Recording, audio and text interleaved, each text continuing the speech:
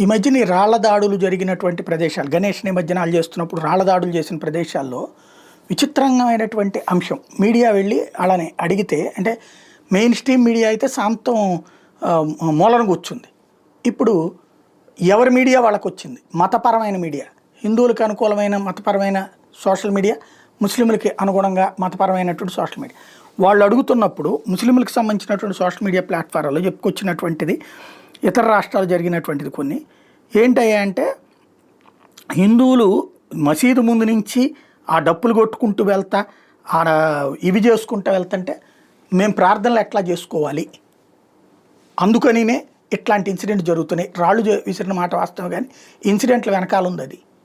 ఇది నిజమైతే అసలు ఇంకా సమాజం ఎటుకుపోతున్నట్టు. అంటే మసీదు ముందు నుంచి హిందువు వెళ్ళడానికి వీల్లేదు, తన బ్యాండ్ మేళం వాయించడానికి వీల్లేదు, తనకు సంబంధించినటువంటి పూజా కార్యక్రమాలు చేసుకుంటూ వెళ్ళడానికి వీల్లేదంటే అది ఎక్కడ బ్యాను? అది ఏమన్నా సౌదీ అరేబియాలో ఉన్నాం మనం, లేకపోతే కనుక పాకిస్తాన్లో ఉన్నాం. ఈవెన్ పాకిస్తాన్లో కూడా ఎట్లా లేదే, ఎందుకు ఇక్కడే జరుగుతుంది అకస్మాత్తుగా? హిందువుల యొక్క పూజా కార్యక్రమాల పట్ల ఎందుకు వ్యతిరేకత పెరుగుతుంది? ఇంతకుముందు లేదే, పోని ఇప్పుడే ఎందుకు వస్తుంది?